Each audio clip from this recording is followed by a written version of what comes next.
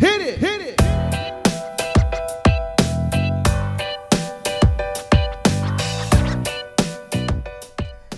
All right, so one of the beginner blocks of this blanket is the single crochet rib. It's super easy. It's a great one to jump into. It actually might be a really good first one to try out.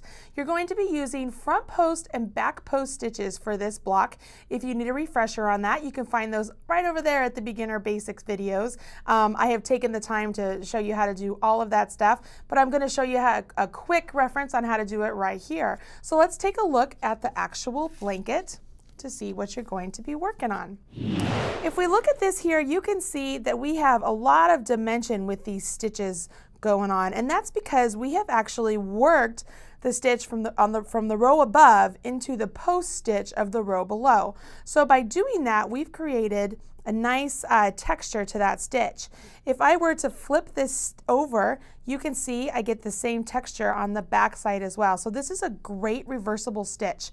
It is perfect for scarves or the brim of a hat or right here into the block on this blanket. It's just a lot of fun to add into. So let's jump in and get started on that.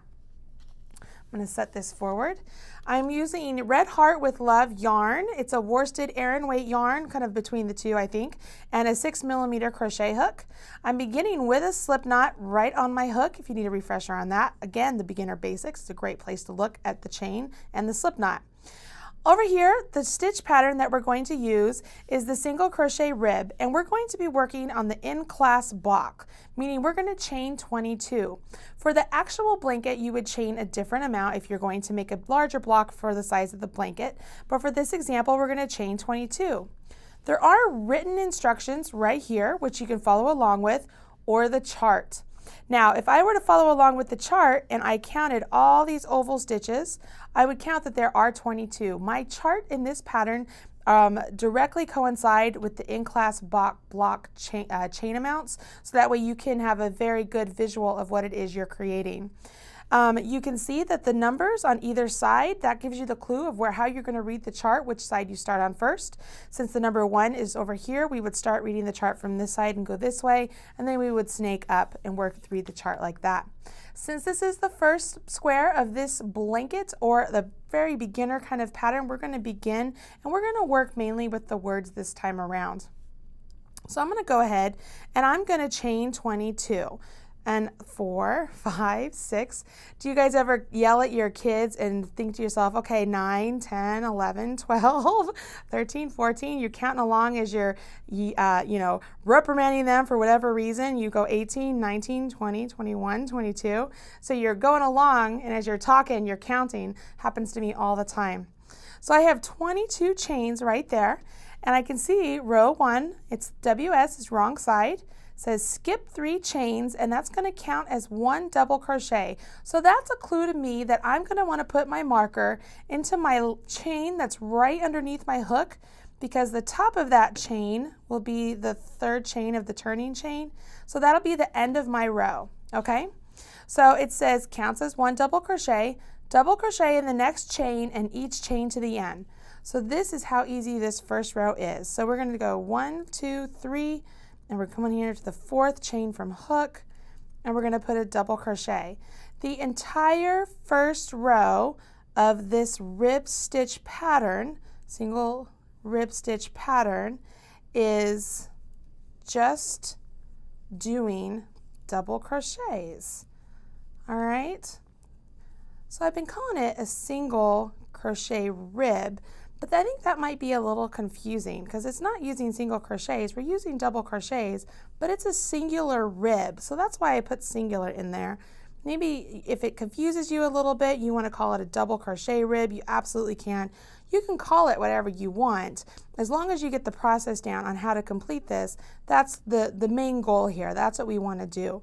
Many times in the crochet industry, we try to specialize or standardize a lot of the stitch patterns, but more often than not, what might be a wattle stitch one place might be a waffle stitch someplace else, and it might just be a single double somewhere else. You never know. So don't always just go by the name of the stitch pattern, because there are times that those are changed on a whim by the designer, by the publisher, whoever it may be. So that's just a little tip right here to you. So for this one, if you wanted to call it a double ribbed crochet, you absolutely could. You could call it whatever you want. Essentially, the main point is that we want to get ribbing, right?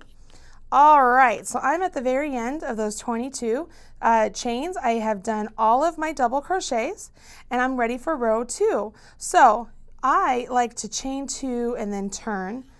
There are patterns that write turn and then chain 2, whichever way, doesn't matter. You can start whichever way you want.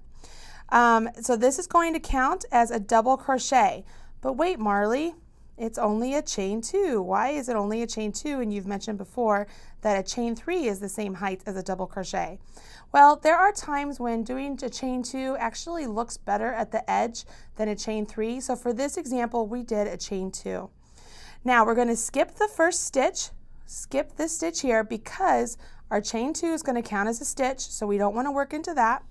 And it says do a front post double crochet around the next stitch.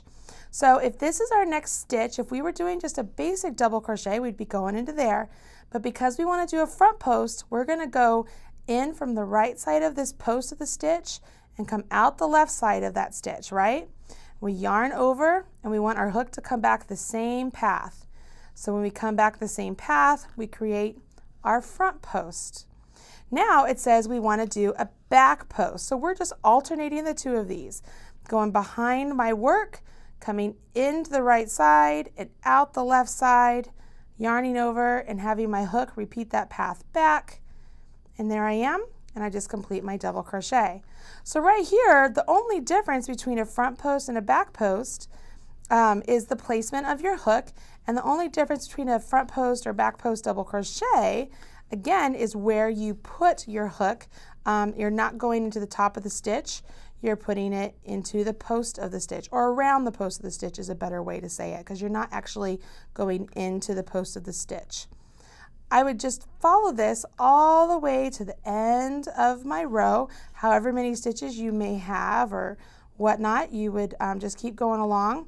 If you accidentally put 2 front posts side by side or 2 back posts side by side, just back it on up a little bit and correct it. If I set this down, I'm able to already tell, oh look, my front posts are really pulling over here, which is what I want.